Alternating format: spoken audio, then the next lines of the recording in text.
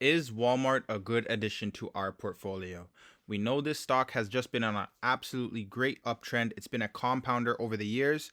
Today, actually, after reporting their earnings, they're up about 5%, 4% on the day. So the market seems to like what they've seen so far. But the question still remains, should we be adding Walmart to our portfolios? The company currently has a PE of 48, so that means the market expects about a 2% return from Walmart long term. That being said, is that 2% return better than holding cash? Yes. So we still need to ask ourselves, is this something we want to add to our portfolios? Will the stock begin to grow at maybe higher rates in the future? The stock has been flat for about the last year or so. So will that continue, or will we be going lower from these levels here? Stay tuned to find out, because we'll be talking about that and more on today's episode. How's it going? Welcome to Everything Investing. I hope you're having a great day. With that being said, today we're going to take a look at Walmart's Q4 2022 earnings results, where we'll do a deep analysis of the financials. We'll take a look at the technicals to see what is currently setting up, to see if there's any trades that we can make in here, or if there's any good buying opportunities if we're thinking about picking up shares, which we can see right here. It might just be the case, so stick around for that as well. And then finally, we'll conclude with a valuation of the business to see whether or not this is something we as retail investors should be adding to our portfolios or not. And if you enjoy the analysis and the investing perspective, please like and consider subscribing for more of this content. Always, before we jump into the earnings highlights, let's take a quick look at the technicals, see if there's any technical setups that are currently in play. Right away, you can see I've already drawn some points of resistance and support on this chart here.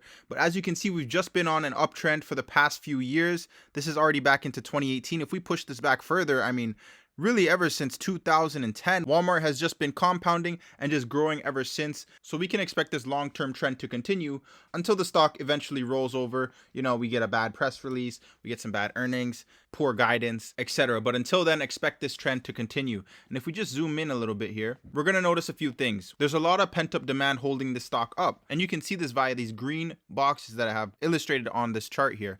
We can see they've held up as support and acted as resistance as well, which is good to see. And as you can see, these are clear areas of demand where people and institutions are coming in here, picking up shares of Walmart and enjoying their returns. The question then becomes, is this trend going to continue in the future? Or in other words, is now the best time to purchase shares?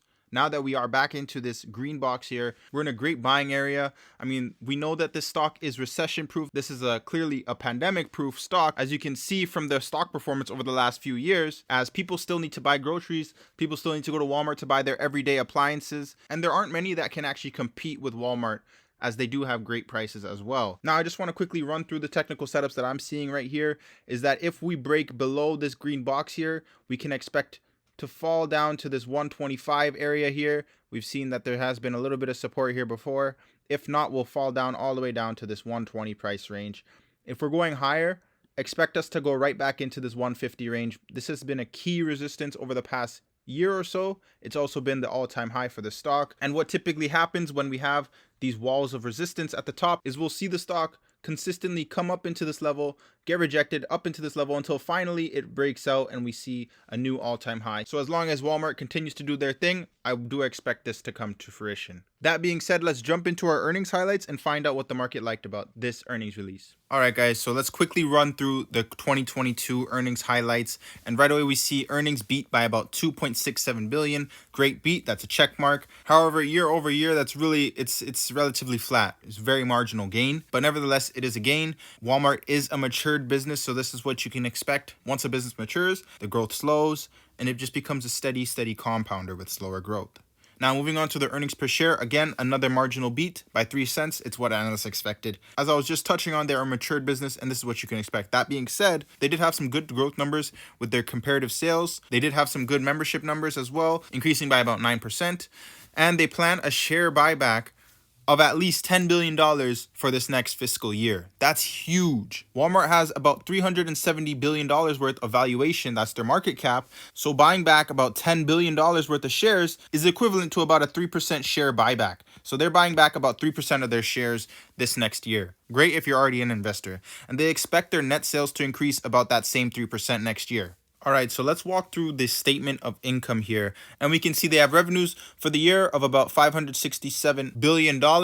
This This is up about 2.3% year over year. They also have membership and other income. It totals about $572 billion worth. Again, this is that 2.4% increase year over year in revenues. Now we have cost of sales marginally increasing, and we get to operating income of $25.9 billion.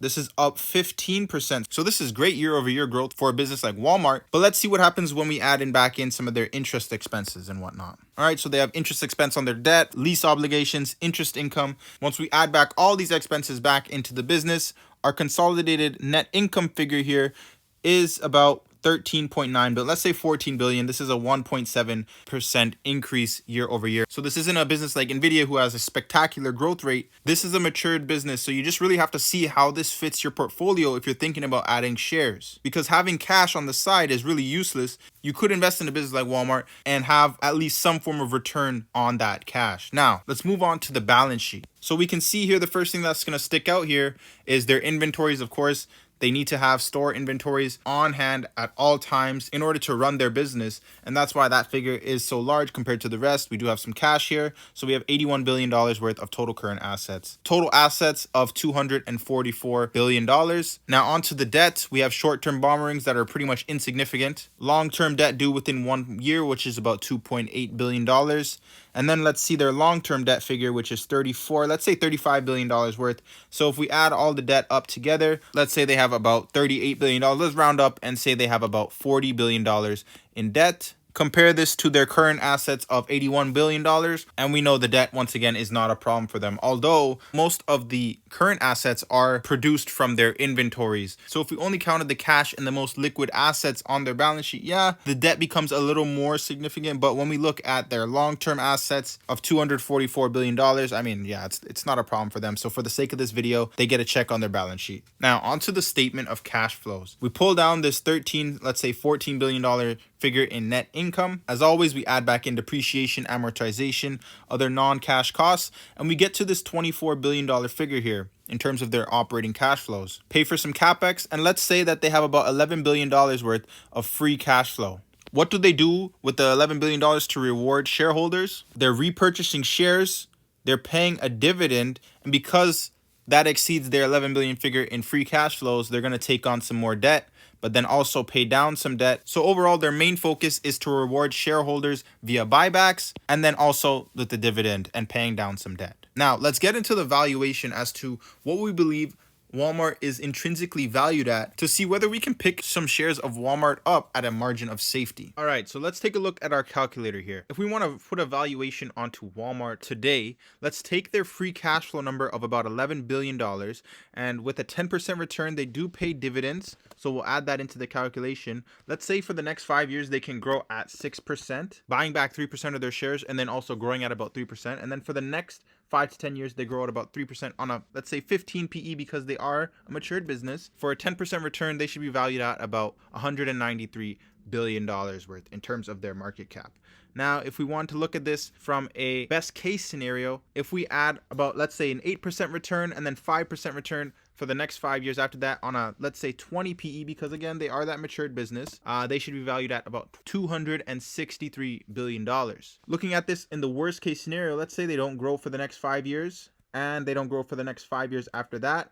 On a 10 PE, yeah, okay, this is going to look bad just because it is the worst case scenario. But it is possible, and this is the very worst case scenario for Walmart, and it's extremely unlikely that they won't grow given their monopoly. But this, again, the valuation is skewed due to our required return. If we brought this valuation down to, let's say, a 5% return, then yes, if they continue to grow at these levels currently, they are probably fairly valued, and you might get a good bargain if you pick up shares right now. In the best case scenario, they are worth about $370 billion.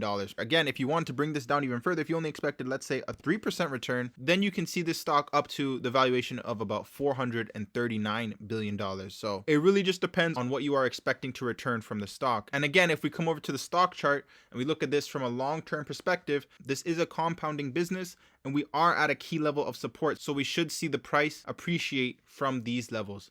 That being said, this is my analysis of Walmart stock. Thank you for watching if you made it this far, and until next time.